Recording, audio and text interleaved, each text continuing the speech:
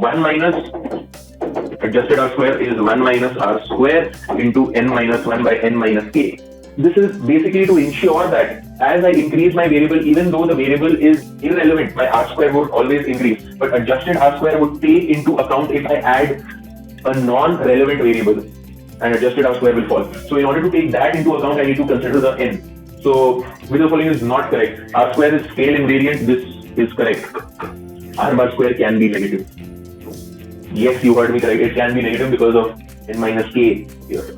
R square tends to increase. Yes, as we add and add explanatory variables, R square will always increase. That is exactly why in MLRM, multiple linear regression models, we use adjusted R square, because adjusted R square is invariant to if I add non-relevant variables. In fact, it will go down.